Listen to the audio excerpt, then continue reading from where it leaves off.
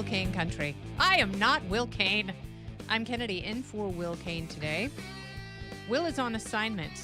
I am in this comfortable red chair in New York City, and we have stamped your passport so you can enter into Will Cain Country willingly, even if you're an immigrant like Superman. Superman director James Gunn said that the story of Superman isn't about a superhero who came from a distant planet with superhuman strength and the ability to see women's undergarments. No, it's about Kilmar Abrego Garcia and a Maryland father, essentially. And Superman is us because he came from somewhere else and he is being thwarted by the man as an illegal immigrant doing great things as illegal immigrants like Kilmar Abrego Garcia do every single day, especially when they're having margaritas in El Salvador with a United States senator. Joining me now, Rob Bluey, who is the president of Daily Signal. Hi, Rob. How are you? See you. Thanks for having me. You've got a blue background, and I'm wearing a blue dress in your honor. Well, thank you. We love the color blue in the Bluey household, that's for sure. Is that your real last name? Of course it is. That's yes. an amazing name. Before the show became so popular, but yes, no, it's fantastic. The kids love the cartoon, that's for sure. Well, welcome to Will Cain Country. I want to talk about Superman first, and then we can talk about the Supreme Court decision. So, James Gunn is suffering from, being asphyxiated inside his own fart bubble in Hollywood, thinking that his politics translate to everybody's politics, and somehow you have to take what used to be reliable escapism and turn it into a political battering ram. Have people like this director, and I believe he's also the co-president of DC Studios, have they not realized that the politics and the forced messages can be off-putting to audiences? You would think by now they would recognize that. I couldn't help but wonder if this was simply a publicity stunt to get the movie in the news. I went to the F1 movie with my kids recently. I saw the trailer for Superman. I did not get the message that James Gunn was talking about when I saw that trailer. Obviously, it was just a trailer. But I do think that the American people are tired of Hollywood dictating to them how they should think about these cultural issues. I think the American people can come to their own conclusions, and they don't need Hollywood force-feeding a message in the movie theater. And so we'll see how this goes over with audiences. I can't imagine that he's doing much good with maybe the MAGA crowd that would traditionally maybe go see a Superman movie, but maybe now turned off based on what he said. I mean, moviegoers are turned off when they're being lectured to because it's really expensive. If you go to a movie alone, it's expensive. And the only way to get people into theaters is to make them more expensive by serving booze and high-end food that you can order and consume from your seat. So it's as expensive as going to a concert. Maybe not Taylor Swift, but, certainly the Temu Taylor Swift, also known as Katy Perry. So these are really expensive endeavors, and that's the uphill fight that movie theater owners and, franchisees, they are fighting every single day. It's just trying to get people into the theater. They don't need headwinds. And no, they don't. Does James Gunn realize that he's disinviting half of the country by making these statements?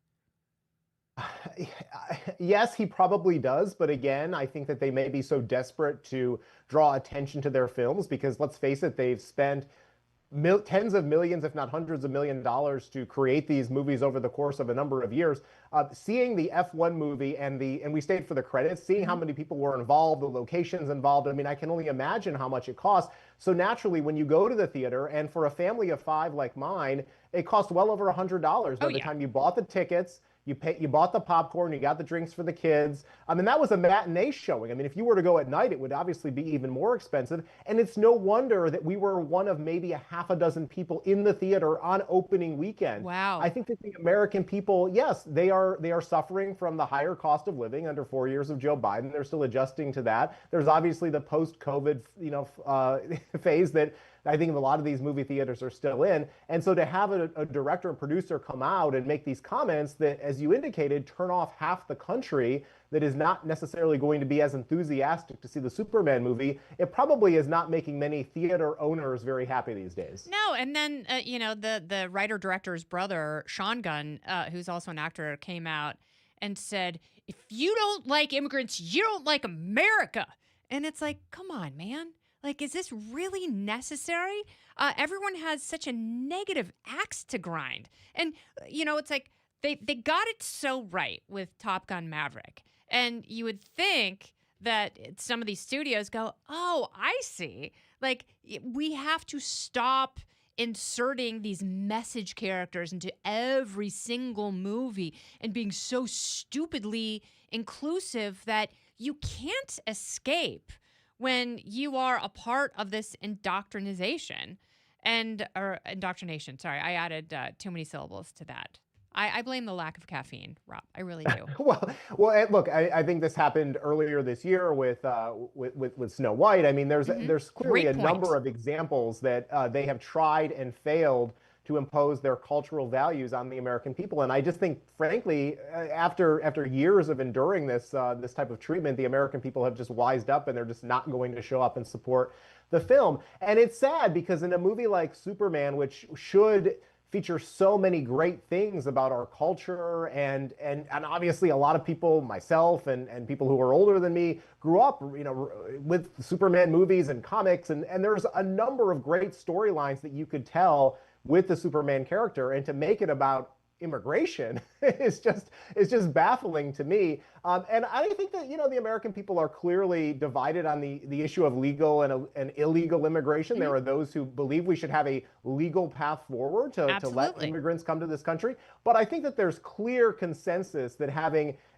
over 10 million illegal immigrants come to the country during 4 years of Joe Biden's reign. I mean, why not? Not a good thing. But why not advertise like, come see Superman. He's going to win the state championship on the women's track and field team. Right. It would be the same thing. Or Superman, he loves performing abortions. It's hard to think of something that would be more divisive than that. But, it's like, I've always thought that people in Hollywood just assume the rest of the country feels how they feel about their politics, that, is force-fed to them. And then in order to stay in the system, they force-feed it to other people with these obviously diminishing returns. And, it's like people, even if they weren't political, many of them voted for Trump because they want their country back. They want normalcy. Because and correct me if I'm wrong, but especially in big cities, what we're being fed is abnormal. Like, homelessness, like rampant homelessness, and illegal prostitution will be codified in New York City. And I am not against consensual acts between adults, but these type of things, open air drug markets, will be codified by Zoran Mamdani if he is elected mayor of New York City. And that was the backlash. That's why people voted for Trump, because they were voting against that. Are we more out of equilibrium than we thought we were last fall? Well, you're seeing it in New York City. I mean, we've seen it in cities across this country. And I remember doing a series, sitting in on a series of focus group meetings prior to the 2024 election in major U.S. cities, Atlanta, Pittsburgh, I believe Milwaukee was one of them. And we consistently heard from voters who said that crime was top of mind for them because they had seen not only the consequences of having illegal immigration really wreak havoc on their cities, but just the lack of enforcement from some of these George Soros rogue prosecutors that, frankly, just turn the other way when it comes to some of these crimes. We just featured an interview with Jason Miyares, who's up for re-election in Virginia as the Attorney General, and he's talked about how some of the policies in the Commonwealth of Virginia have led to all sorts of crimes being committed by individuals who are let out of prison early. So yes, there are consequences to this. I think that it's one of the reasons you've identified that Americans backed Donald Trump, probably why he was able to make some gains among Hispanic and Black voters who were just tired of the same types of policies they heard from leftist politicians year after year. And they're also tired of being condescended to. and being told that, you are expected to be dependent on the government. And so what happens is when you create that level of dependency, it doesn't fund itself. So taxes have to go up. And that's a big issue for people because when you have such overwhelming tax debt to the point where it compromises other choices you can make as an individual and as a family, that's one of the things that makes people sit up regardless of their racial makeup and ethnic background. It makes them sit up and say, I want my money back. Like, I want my choices back. And if you have a Democrat Party that's like, we're only going to make the federal government bigger, and we will demonize anyone who tries to dismantle the deep state and the size of the government and the bureaucracy, we will blow up Tesla dealerships if you try and dismantle that because we want more power, we want more control. How does that play into this 8-1 Supreme Court emergency decision that basically stayed the injunction against a U.S. district judge in California? Yeah, well, it brings clarity, first of all. I think that it's unfortunate that it took so long. I think the American people have had a lot of whiplash between what Elon Musk was doing with Doge in the early days of the Trump administration, trying to clean out some of these bloated bureaucratic government agencies that are in desperate need of reform. We cannot continue to spend the American people's tax dollars at the rate that we continue to do so. I mean, there are big problems, not only with the mandatory government programs, but also with some of the discretionary programs. And I think that, I do give President Trump and Elon Musk a lot of credit for trying to tackle this, despite the fact that there are entrenched interests in Washington, D.C., and apparently the federal judiciary who didn't want to see them clean house. And so the Supreme Court giving clarity to the Trump administration on this is a good thing.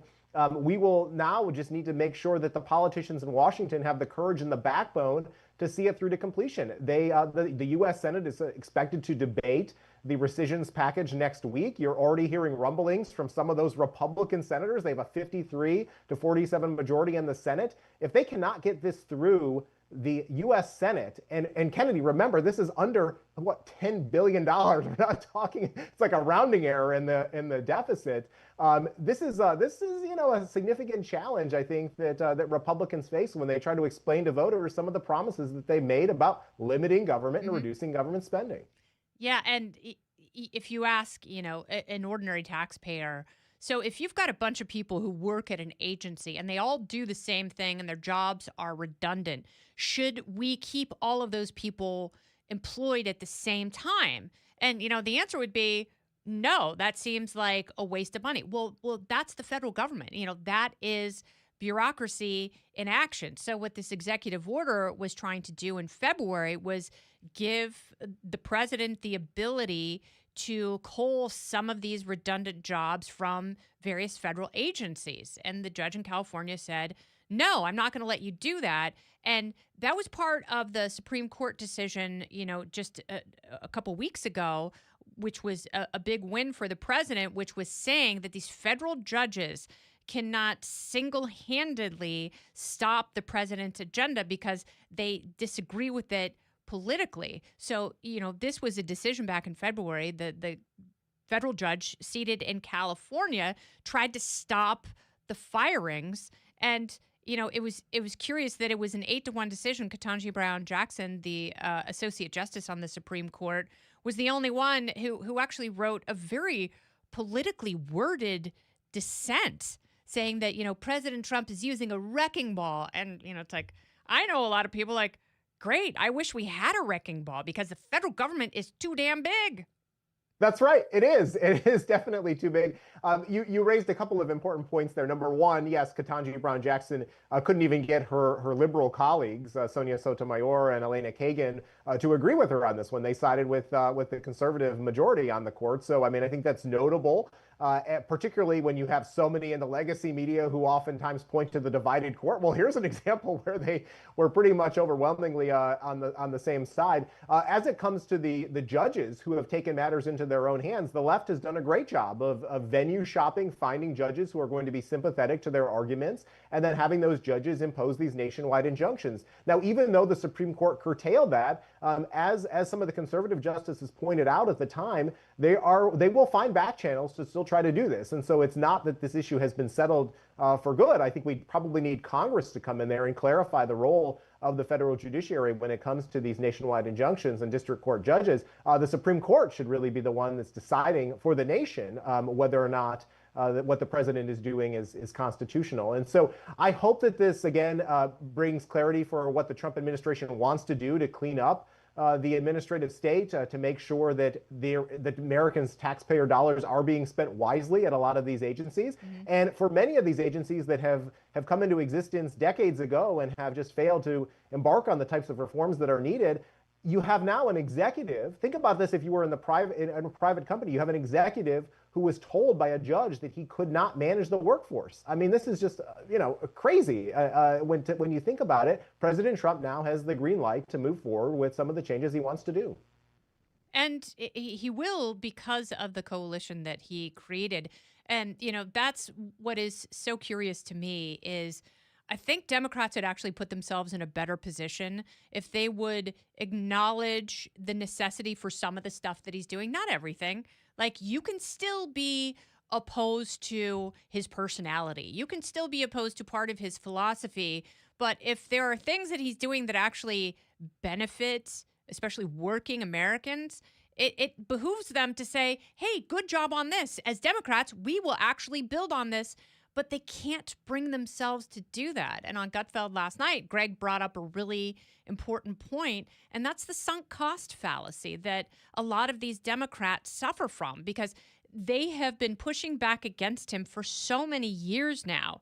They feel like if they don't continue to push, if they acknowledge any one thing, that they've wasted all their money and their political capital, when really they would just kind of reveal themselves to be fraudulent.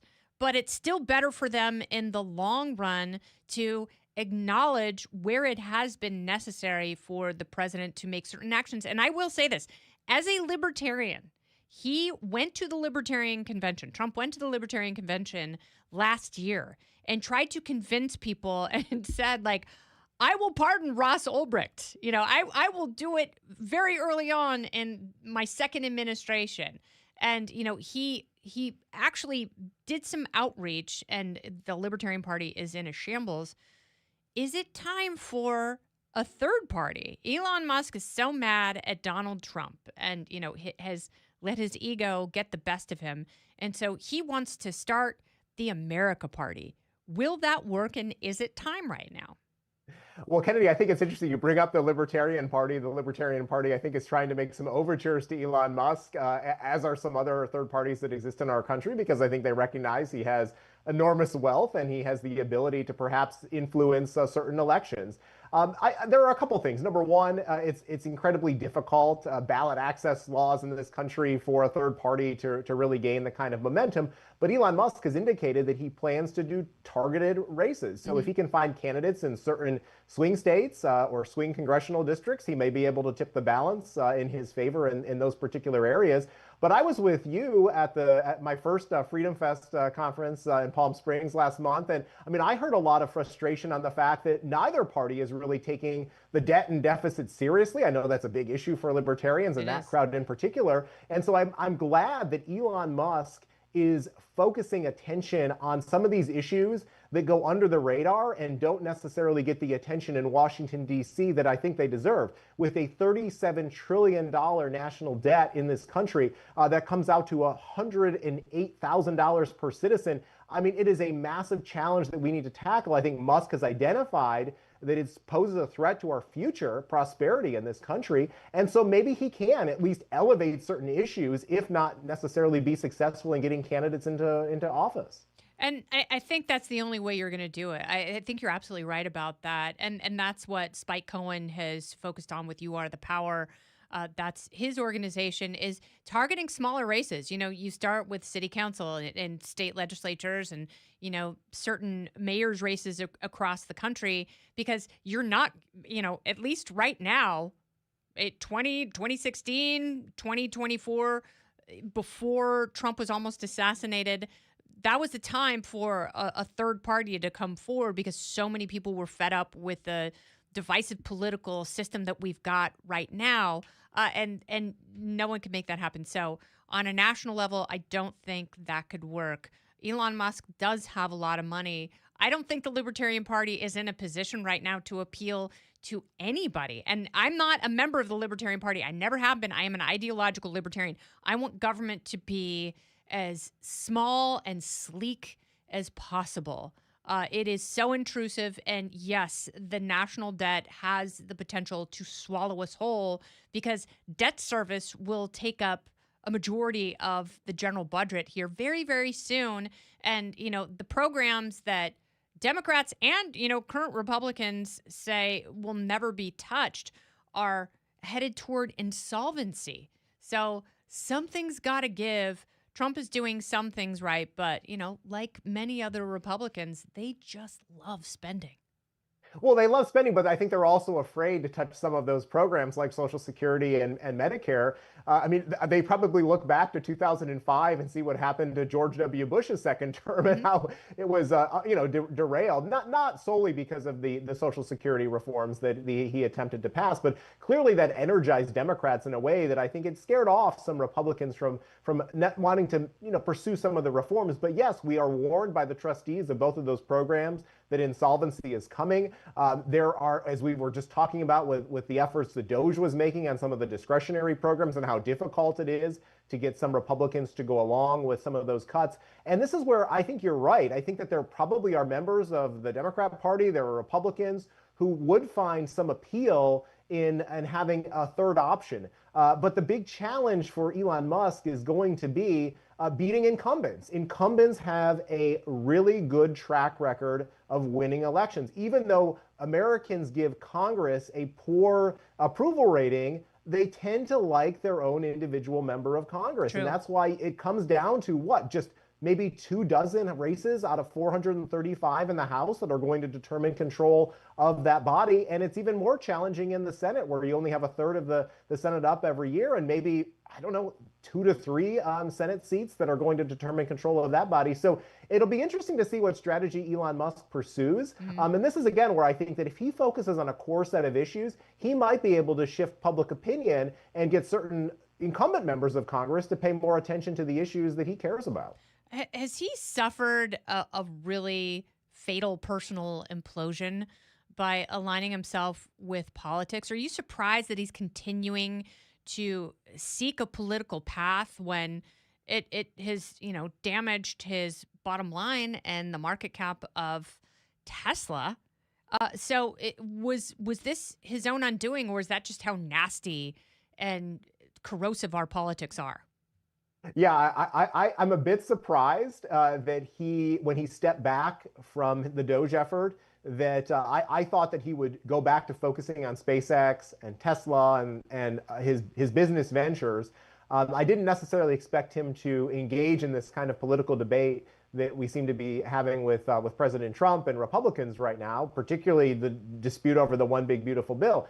And so I'm not sure exactly how Musk is trying to balance all of these competing interests, because you're absolutely right. He's turned off a lot of Democrats who were big Tesla consumers and purchasers of his vehicles.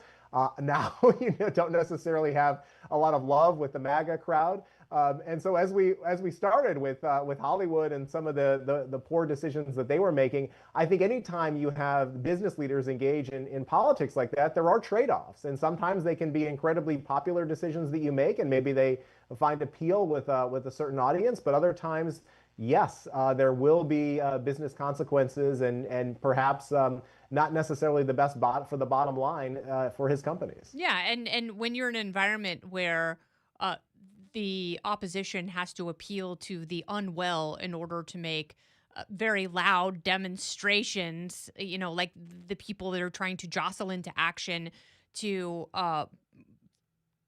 bomb Tesla dealerships. And you also have Democrats, and off the record conversations with Axios saying, we just need someone to get shot right now. That's what we really need. We need one of those ICE agents to shoot one of our own. That's how irrational things are.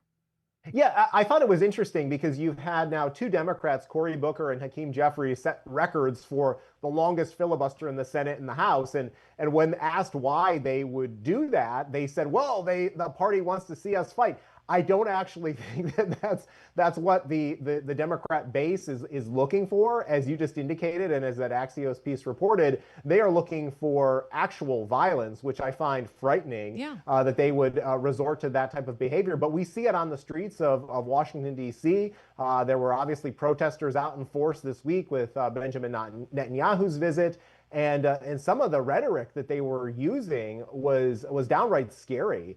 And I think that it's disappointing that you have some leaders of that party who are unwilling to condemn that kind of behavior, particularly since as we're approaching the 1-year anniversary this coming Sunday of the assassination attempt on President Trump. Hopefully that's a reminder that things they can get carried away. And I don't know where it ultimately ends, but what we've seen, the attacks on Elon Musk personally and the Tesla dealerships, certainly not a good thing. And just because he's speaking out with his political views doesn't mean you need to carry it to that extreme. No, absolutely not. And the fact that someone would go on record and say, yeah, this is what we need, because I think they're so clumsy and incompetent that they see that, it was President Trump's reaction in the moment that turned the tide of the election. And, obviously the horrible debate performance by Joe Biden didn't do him any favors. But it wasn't, by virtue of being shot. It was how he responded in the moment and put his needs aside to let the country know that no matter what, come hell or high water, he was fighting for them. Fighting for them, not fighting against them. And, Democrats are really embracing this fight against any opposition, and nothing embodies that more than progressivism. And you've seen mainstream Democrats for years now try and marginalize progressivism and say, this isn't really the Democrat Party. This is just a phase. But then you have Zoran Mamdani. He's got a better shot than anyone at being the next mayor of New York City. So what does that say about the state of progressivism and progressivism within the Democrat Party? Yeah, you would know better the situation in New York City than me. The observations that I take away is that, number one, it was pretty low turnout. I think 18 to 20% of voters turned out for that primary election. So I don't know how representative it was of all Democrats in the city. Even among those who supported Mamdani, it was the highly educated. I think J.D. Vance said this, the highly educated. He did not do particularly well among black voters, in particular in New York City and certain precincts. So it'll be interesting to see what kind of coalition he's able to put together in the general election, particularly as he goes up against the incumbent mayor, Eric Adams. But definitely there is enthusiasm on the left for those individuals who are pursuing more progressive or socialist policies. And it's scary. Think how close Bernie Sanders got to becoming the Democrat nominee in 2020. If it weren't for James Clyburn and some last-ditch efforts in South Carolina. Exactly right. Right. Bernie Sanders may well have been the one that was going up against Donald Trump, and who knows what we see. Alexandria Ocasio-Cortez, another example, who I think is solidified her place as a leader in the party and maybe even a candidate for president in 3.5 years. And so it's really interesting to see the left pivot in this direction when you have so many individuals, when they just look at the attitudes of the American people to say, no, this is not what the American people want. This is certainly not what independent voters want. They want to see common sense solutions, not a hard pivot to the left. All right. Well, Rob Bluey, thank you so much for your time. President of the Daily Signal. You are a phenomenal thinker, a wonderful writer, and I really appreciate you taking the time on Cain Country. Thanks, Kennedy. Great to see you today. Have a beautiful day. When we return, the state of another dumpster fire, the state of California, with a man who hopes to take the reins to lead it back to its golden past and hopefully a brighter future. Steve Hilton joins me on Cain Country in moments.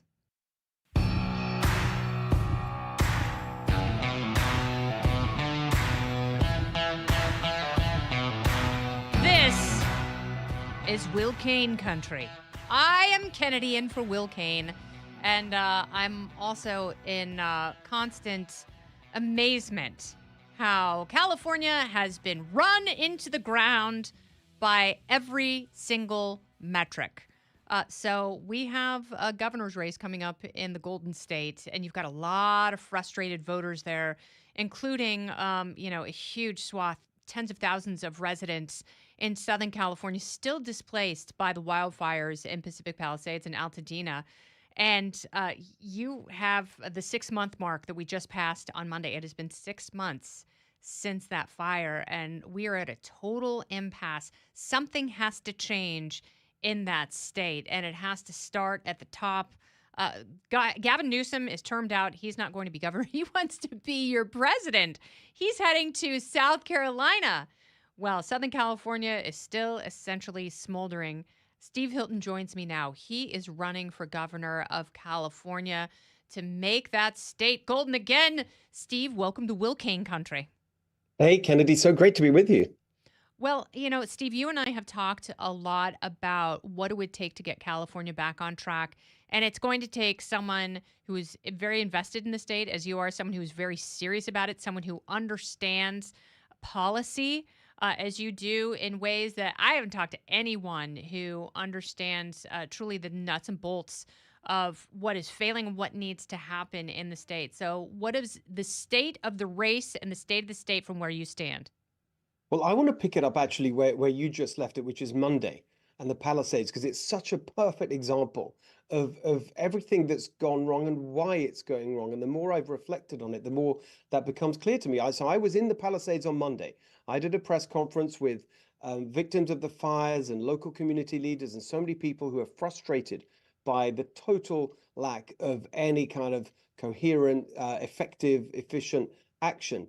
And I was speaking just after Gavin Newsom. He had his own event, not in the Palisades, not in Altadena, somewhere else, in a cocoon with people who are sucking up to him, telling him what an amazing job he'd done. And unbelievably, Gavin Newsom said that it's like so shameless, I can barely believe it. He said, and I quoted it at my event about an hour or so later, that the clear up effort, the debris removal, he specifically talked about debris removal, was the fastest in modern history.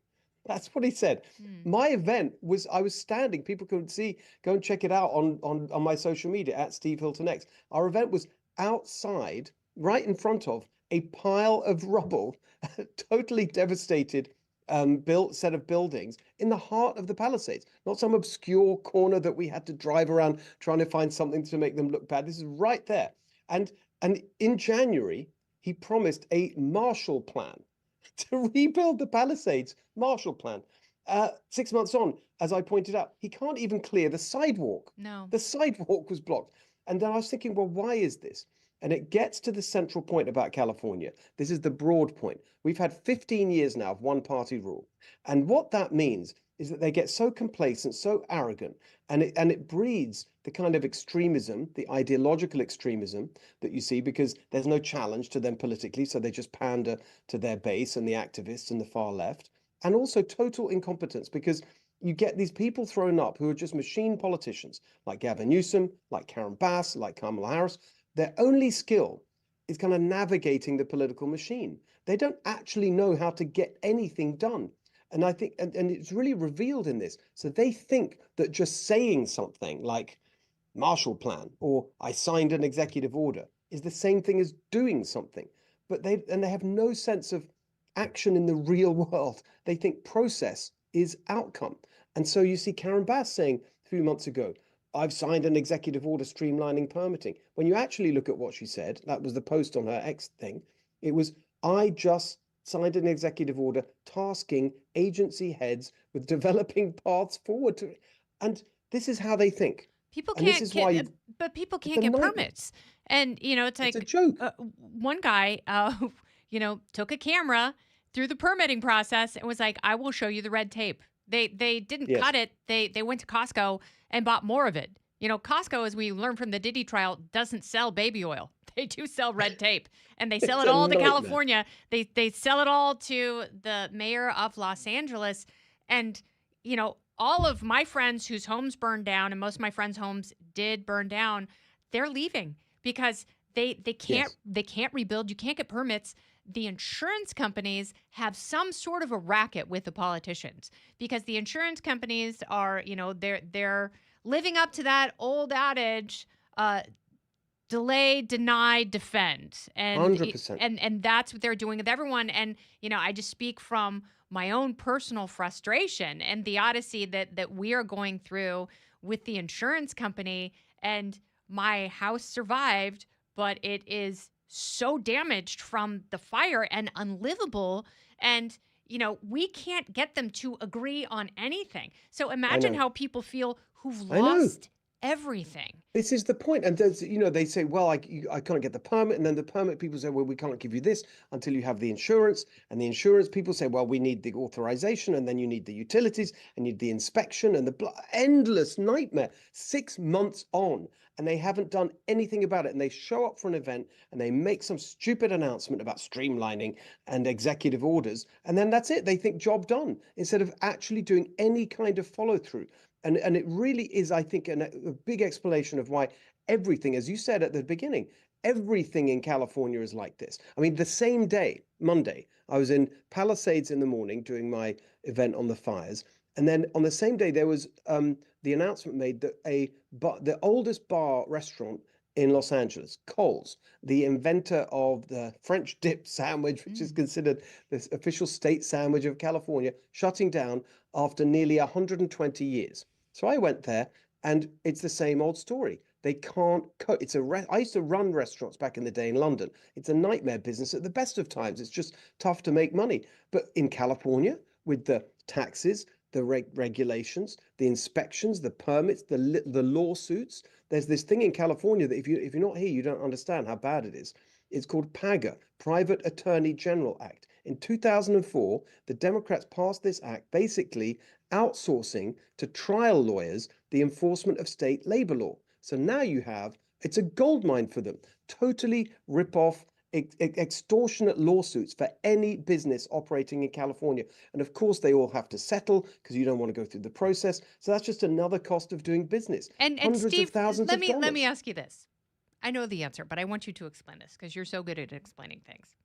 What party is beholden to trial lawyers? What party receives the lion's share of donations from trial lawyers? It is the Democrat Party. And if you look at the donations, you are totally right. And actually, again, this is the deep explanation for what's going wrong. The more I'm out on the road, the more I see what's going on. There are this is why the Democrats can never deliver the change that California needs. And you hear the other people running for governor, the Democrats, they're all actually now, because they get how bad it is, they are using our language and they're making the argument, everything's too expensive, too much red tape, worst business climate in America. These are all things that Democrat candidates have said, but they can never be the change that California needs because of three forces that have them in an iron grip. Number one is the trial lawyers, exactly as you said. It's the second highest source of donations to the Democrat Party and the politicians. But number one is the unions. That's the second of the three forces. So it's the trial lawyers, the unions, especially the government unions, like the teachers' unions, which is why we had the longest and most destructive school closures in the country during the pandemic. Not for Gavin Newsom's kids. Not for Gavin Newsom's kids. Even though, by the way, almost the most offensive thing that he's done in the whole among many is while his own kids were attending school, private school, he was out doing some, interview saying, "Oh, we're all really tired of Zoom school and it's a nightmare for parents." Like, not for you, but for every other parent in California. And he did nothing to stand up to the teacher unions. But then the third force that's really important to understand, because it explains why everything costs so much, is the climate activists. They are completely captured by the extreme climate agenda. That's why you can't build anything. That's why housing is so expensive. That's why we have, he's in South Carolina, right? The gas prices, I made a little video of it. I went to a gas station in Santa Monica. Gas prices in Santa Monica, twice as high in South Carolina, entirely because of their climate policies. So those are the three things that basically explain everything that's going wrong in California. The trial lawyers, the unions, the climate extremists, and the Democrats are totally beholden to all of them. That's why they can never put California back on track. So, what are voters saying when you go out and talk to them and ask them questions and hear their stories? How are you being received? So it's really interesting. I've got there's something very powerful about this experience, and I've really learned a lot from it. Not so much the detail of the issues, because as you mentioned, I've been studying this for a while.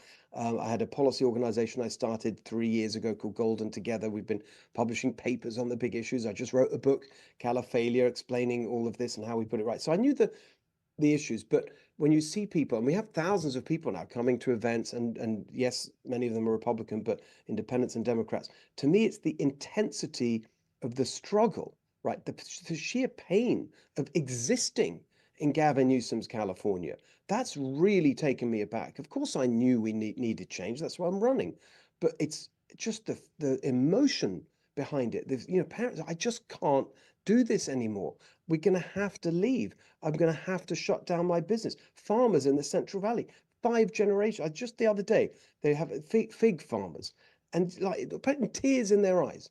Right? We just can't do it anymore. It's our family business, 5 generations, but it's too much. And the water, the labor regulations, the environmental regulations, the taxes, everywhere I go. It's really, the two words I always come away from is like, it's heartbreaking, but it's also infuriating because it's all deliberate policy from the Democrats. Yeah, and if you can buy into the system, you're fine. You're protected. Exactly. And, if you remember the minimum wage hike for restaurant workers, it was big fast food chains were beholden to this minimum wage hike unless you made bread in your restaurant. I know, exactly. And, I believe it was Le Pain Quotidien, and the CEO Panera, happens to be Panera. Sorry. Yeah. The Panera CEO happens to be best friends with Gavin Newsom. I know. So It's all like miraculously, his business didn't have to raise the minimum wage for workers because he had a bro in the industry. And those are people who scratch each other's backs and service each other Yes. to the detriment of everybody else, especially the small businesses. And that's what's so heartbreaking Yes. because it's almost like, and you and I have talked to Chef Andrew Gruel a lot about what Yes. it's like to run a restaurant in California. And you have been a restaurant owner. You know that between farming and owning a restaurant, the margins are so low. Exactly right. Exactly. It's so difficult to keep a business like that afloat in the best of circumstances where you have actual economic freedom. I know, exactly. That's perfectly put. I mean, I was with Andrew last, when was it? Last Friday, Thursday, just before I did a little bit of positive. And you asked how you receive. I'll tell you one of the most overwhelming things. On July the 4th, I was in the Huntington Beach July the 4th parade, which is huge. It's the biggest one anywhere in the West, and like 200,000 plus people. And I was in this vintage car. And it was really overwhelming. Like people, I mean, I've never experienced anything like it. Like, Steve, we love you, save us, Steve. Really amazing. So there's a lot of real good energy there. Anyway, I was with Andrew the day before I did his cooking show, American Gravy, and he just knows this stuff so well. And it's just infuriating. But also, I want to, just on fast food, just another example for those who aren't here, who don't see how far things have gone and how far the unions are controlling things. And I want to connect it back to New York. And you have Mamdani, and everyone's kind of freaking out quite correctly. Oh my goodness, socialist, state government-run grocery stores. Well, we pretty much have government-run fast food in California because they passed a law called the FAST Act. This was a couple of years ago. Not just a minimum wage increase for fast food workers, but there's something called the Fast Food Council, which basically runs the industry. And guess who's on the council? The unions and Gavin Newsom's administration. And there's like one seat for the industry. But this is literally what it was like in communist Hungary, where my parents are from. Yes. And so they are literally making operational decisions for a private industry. And the unions see this as a model for other industries. So, I mean, it's so extreme now. And the unions will do whatever they can to just get more and more money.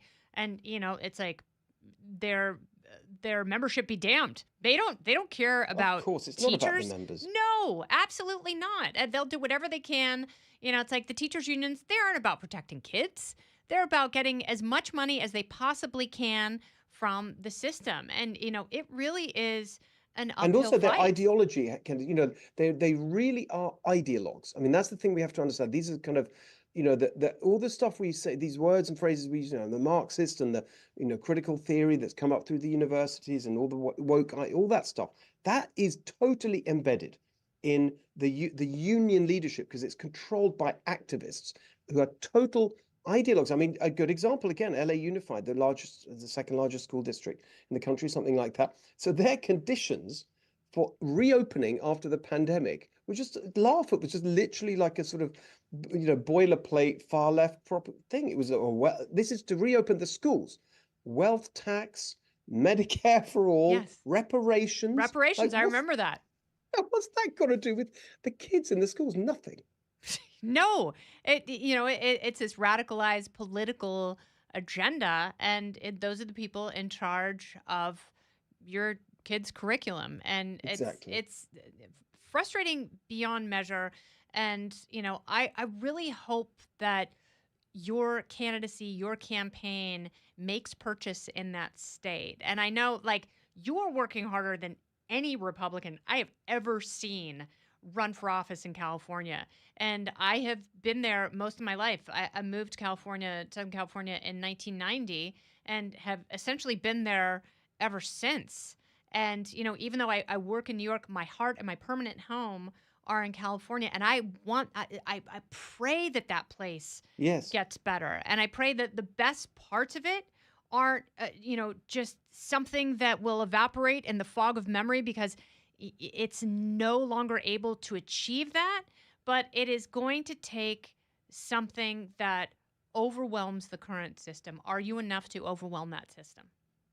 Look, I want to say I want to address that in two separate and vital ways, right? Because there's two basic questions, Kennedy, which is, yeah, we get it. You need change in California, but a Republican can't win. Number one, can you win? And number two, well, you got this supermajority in the legislature. Even if you win, what can you get done? I want to give specific examples. Yes, we can win here. This is a much more Republican state than people think. The average Republican share of the vote in the last kind of 20 years or so, just over 40%, which is not 50%, but neither is it 20%. It's a high hill to climb, but it's not Everest. We can do this. If you look at what's been happening in California, the tide is turning. If you look at President Trump's vote here in November, he actually got more votes without even really campaigning here than I would need to win in a midterm election where you have a lower turnout. The votes are there. So if we have a great campaign with a good ground game and get people excited about voting, here's a simple way of putting it. If everybody who voted for President Trump in California votes for me next year, I will be the governor with hundreds of thousands of votes to spare, actually. The votes are there. We just got to go and get them. The second point, very quickly, on what I can get done. I want to go back to your point about education and the indoctrination and the curriculum and all the rest of it. A very specific point is a good example. So right now in California, something's they've put this thing into the curriculum that's mandatory for every high school, ethnic studies, which, as you can imagine, is just a classic kind of goulash of complete kind of woke ideological nonsense. At the same time as we have the worst school results in the country, and you have barely, a third of the students meet state math standards. So the ethnic studies curriculum, who's pushing that through? The State Board of Education. Well, guess what? The governor appoints every single member of the State Board of Education. And that's a small example of the difference that you can make, because you run the executive branch. And most of the nonsense, whether that's the climate stuff hurting restaurants and pushing up gas prices, whether it's the Coastal Commission, all this stuff, it's these agencies, these bureaucracies where you have thousands of appointments. So you can clear out the ideologues, put in place common sense people that want to help families and businesses in California. So actually, that you can't do everything if you don't have the legislature on your side, but there's a lot you can do. And that's why this is worth the fight. Well, I really hope that you make as much headway as possible and keep talking about those issues. Keep talking about those individual stories, those families and those businesses who want to stay, but they're being forced out, and I hope that your candidacy and your optimism. Give them a lifeline long enough to hold on, because something has got to change in California. And I have a good feeling you are that thing that will change it. Steve Hilton, thank you so much for taking the time. Of course. See you soon. Absolutely. That's Steve Hilton. This is Cain Country. Let's check in with the boys in the booth, because we got some youngins that don't know what the hell they're doing. It's very easy to mock Gen Z, especially as a Gen Xer, because Gen Xers are awesome. We were essentially a feral generation where our parents threw us to the wolves and told us to be home by dark. And, we were ganging up with our BMX friends and lighting things on fire at the same time, completely fending for ourselves. Our children, Gen Zers, they don't have that luxury, because out of these free rangers grew helicopter parents, and we are so involved in our kids' lives to the point that they're too dependent on us as the oldest Gen Zers now sort of wander into adulthood. There was a very funny Reddit thread about Gen Zers not knowing what a house party is. Dan, Connor, who else is in there? We got me, Patrick, Dan Patrick here. Oh, hey, Patrick. Yeah. Hey. Going. Oh, there's Patrick. I know Patrick. Yeah. So He's down in Florida. Are you guys millennials? Millennials. Okay. Yeah. You guys are millennials. We're late 30s, both of us. Elder millennials. Oh. So like, not the lame. Yes. So how do you feel about Gen Zers? Like, I have birthed two of them, and they are hysterical. I feel like all hope is not lost for that generation, but for most of them, yeah, we're on a slippery slope. Yeah, my Gen Zers are pretty cool too. So Patrick has 7 kids. Nicely done. So I have some alphas and now some Gen Zers. So I think it all depends on like who raises them. So like the fact that you and I raise our kids, they're probably going to end up cool. And there are some people out there, maybe they're not as cool. My children believe that they are cool in spite of me. And I have tried to tell them many times, like, I was cool once. I'm cool. They're like, yeah. No. Absolutely not. Yeah, imagine being like even having a rock star parent too, but you were a rock star. It's just like they still won't think they're cool. No matter what. Yeah. You can't win with them. No, it's like we are predisposed to think our parents are uncool. Yes.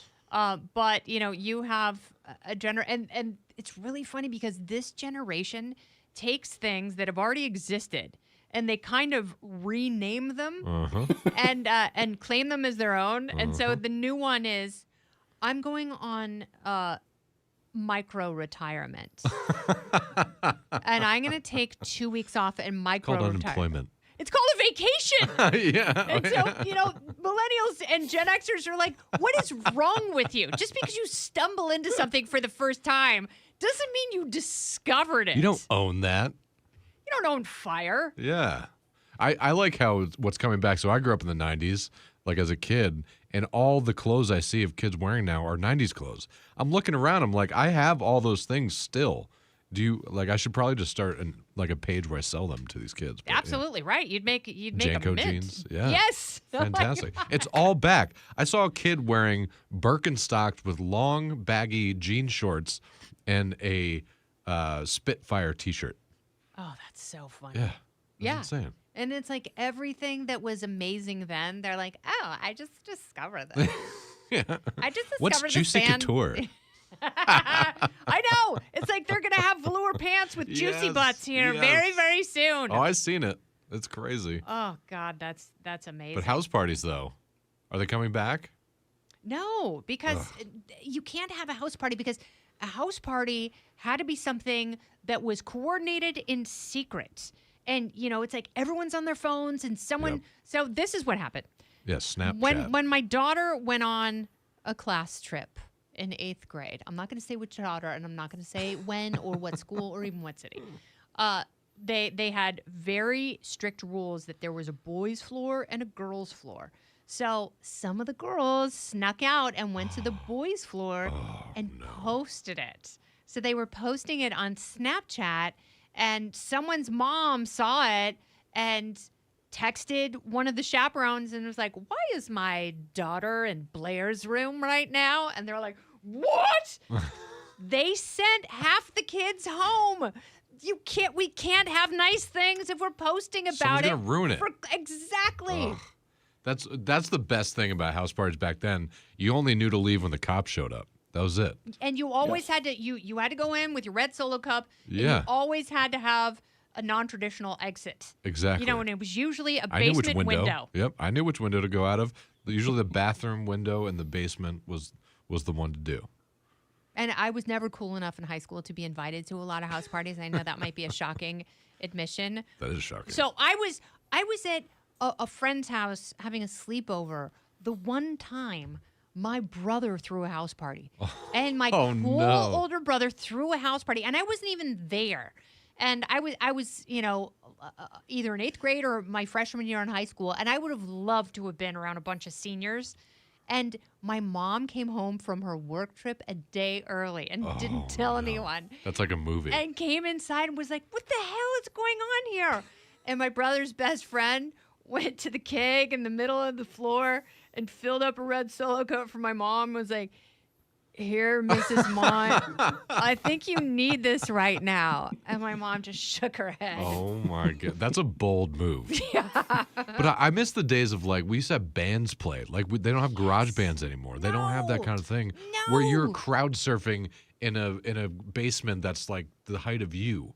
It's insane. Or someone's dad has an industrial cleaning shop, and there's an empty warehouse next door, and you know how to pick the lock and get everyone inside.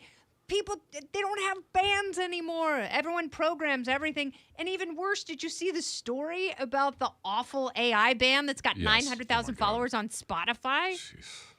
It's horrible. It's ruining small music. It's soulless. I mean, it used to be like you and 3 friends started writing songs and screwing around with chords, and then you would get in a van. And you're still terrible. Yes. Fine, though. And try and get shows, and you'd drive and you'd all sleep in the van, and you smelled, and you'd take a whore's bath at Denny's. Not anymore. So true. I used to try to do that. I mean, I listened to Third Eye Blind once, and I thought I was going to be, the next them. But, it's another story. Did you start a band? Were you in a band? Oh, I did. I was in many bands. He went on American Idol. I did. Did you really? Yeah. Did you get on the TV? I did. It was only because my buddy won it the year before, so they dared Who's your me to buddy, go. Daughtry? No, Nick Fradiani. He was the last. We were the last season before he left Fox. Oh. But yeah, I did the garage band thing forever. But I was in the emo era, like the early 2000s emo, so I had the hair flip. Screamo? Oh my God, yeah. I tried to scream, but it was more like, I was just whispering. Oh. But it was a weird time for music. Dashboard Confessional. By the way, best MTV Unplugged ever. Oh, that's amazing. Agree to disagree. One of us went to the Nirvana Unplugged, and that might actually be second superior. best. Yep. Oh, you're waiting around here. But going back to the house party thing and the parents and the Gen X parents now, I think what happened is they just have too much anxiety because of our boomer parents. So we can't have house parties. We can't have all these things because we have too much. We're too anxious to let our kids do stuff. Yes, they're so much more worried about what other parents what will we think of them. Yes, exactly. Than we were about our parents. It's like, yeah. I don't care. Yeah, go ahead, ground me. Yeah. I don't know. Smoke weed in my room. I would never say that, and I would not encourage that. I'm just saying there might have been some Gen Xers who had, there were no dispensaries back in the day. Oh my goodness! Remember that whole? We don't have to get into that, but that was a whole other thing to figure out. Yes, it was, and it was a dangerous time. So stick to carbonated water. Yes. And go be high on life, or at least get a dopamine hit from your Instagram likes. It's much better than the reefer, young people. Heck, we gotta go. I didn't even realize what time it is. That's how much fun we have on Will Cain Country. This is an incredible podcast. You can also watch Will Cain every weekday on the Fox News channel, The Will Cain Show, 4 p.m. Eastern. You can always find him here. My name is Kennedy. I am signing off.